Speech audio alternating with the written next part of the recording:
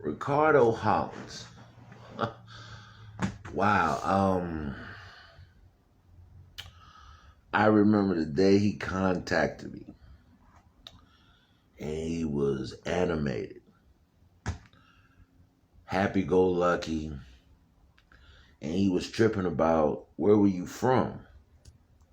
So I told him, and at the time I told him who my relatives was. I gave him the whole detailed, extensive history I knew.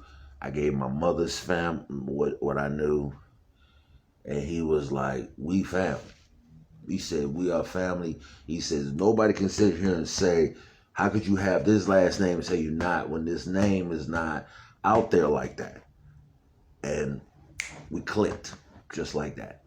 It was just like there were so many Holland elders loved him when they saw him and saw how he was, and and it was just like he was the big supporter. He wanted that history out there, and he told me he was an author. It was like he was getting ready to go into the Ricardo Hollins collection. He was about to be the next Donald Goins because he had some shit.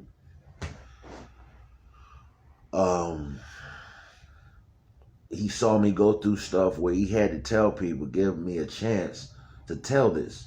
Who out here really telling this name? You know what I'm saying? And man, we hit it off, and then we talked about Souljah Slim. And he said, Souljah Slim's my man. He said when he got killed, I was in jail. And he told me how difficult that was to be locked up and your man, and all that went down. And, we talked about that in depth, and it was just so much stories. He told me about New Orleans, about how it was, Katrina and everything that went down.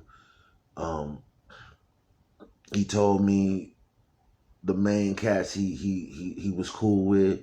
C Murder was one of them. Slim, to the homie Black who's still locked up. These guys, they cut the committee. His other guys to it, but those guys he really emphasized that was really close to the family, and he was like, "You always love cuz," because you said your family history, this hip hop, let's put this thing together. I had just talked to him that Monday, and that Wednesday, I'll never forget. I was sitting probably in the bill. I think I was on the campus of LA Film, and it went across, rest in peace,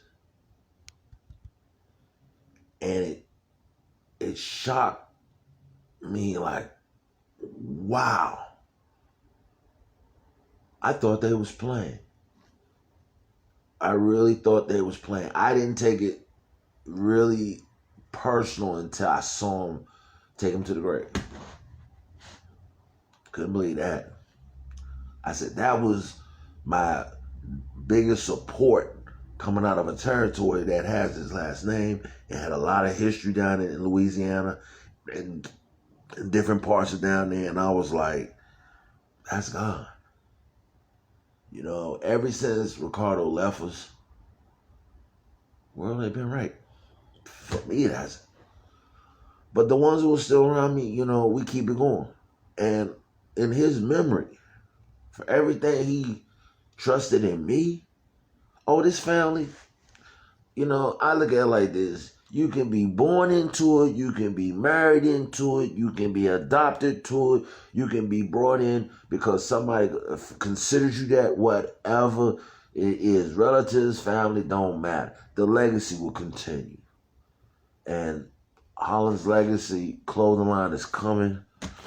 And be on the lookout because it's the takeover. And I'm doing it because we lost a lot of relatives on so many levels in the last few years, and I feel like if you don't respect it for what it is, then you'll never know how important that name is.